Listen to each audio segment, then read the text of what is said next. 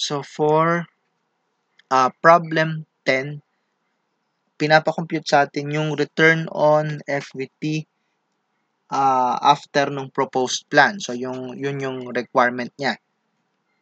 Medyo maraming given ito. So, according dito sa problem, after the proposal, yung magiging debt to assets ratio niya ay 60% and then annual interest charges of 300,000. And then, it also expects EBIT of 1 million and then sales of 10 million. And it will have total assets turnover of 2. So, medyo maraming given ito. So, tingnan natin how we are going to navigate with this problem. So, according to the problem, debt to assets ratio is 60% or debt ratio is 0.6. Then, if that is the case, then equity ratio is 0.4. Diba? We all know na yung ating, excuse me, yung ating, what do you call this? Accounting equation is assets equals liabilities plus owner's equity. So, if asset, yun yung 100%, and then you have 60% debt, then it follows equity is 40%. Now, assets turnover is, ang kanyang formula is net sales over assets or over average assets. So, we substitute, ayon kasi dun sa problem, yung kanyang assets turnover is 2 after the implementation of the plan. And then net sales, I think it's already given then 10 million. So, we are looking for the amount of assets. So, we express it as 2 equals 10 million divided by A. And by algebraic manipulation, you will get 5 million as the amount of the assets. Now, if assets is 5 million, then equity is 0.4 of 5 million or 40% of 5 million. So, ang naging basis po natin dyan, yung una nating bullet, we got the equity ratio of 0.4 there.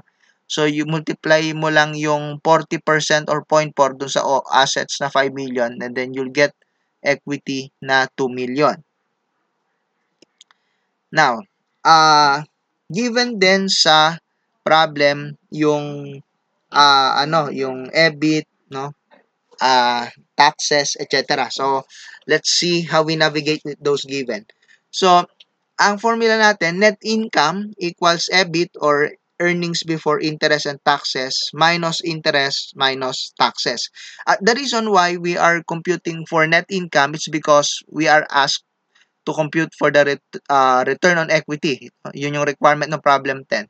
So, return on equity, di ba ano yon? Net income over equity. So, dun sa third bullet, we already have obtained the amount of owner's equity at 2 million. So, our next problem now is how to compute for the net income. So, we start with this formula, net income equals earnings before interest and taxes minus interest minus taxes. Okay? So, we substitute, the company is expecting 1 million net income upon implementation of this proposal. So, no, excuse me, wrong. Sorry. EBIT, no? 1 million EBIT yung kanyang ine-expect upon implementation of this proposal. So, we substitute net income equals EBIT of 1 million less interest of 300,000, I think given din yon, less taxes. So, itong taxes ang medyo mahaba yung aking nilagay na solution. So, taxes is 0.34 or 34% of 1 million less 300,000. Now, yung 1 million less 300,000, yun yung EBIT. Yung 1 million is EBIT less interest, 300,000. So, yun yung magiging basis ng tax. So, 1 million less 300,000, no, yung quantity yon will be multiplied to 34%. So again, we will be using our skills in algebra here. Upon solving this equation, you will get 462,000 as net income. So meron ka ng net income dito sa fourth bullet, meron na rin tayong equity dun sa third bullet. So we can now solve for the requirement of this problem, which is return on equity. So 462,000 over 2 million. So the return on equity is 23.10%.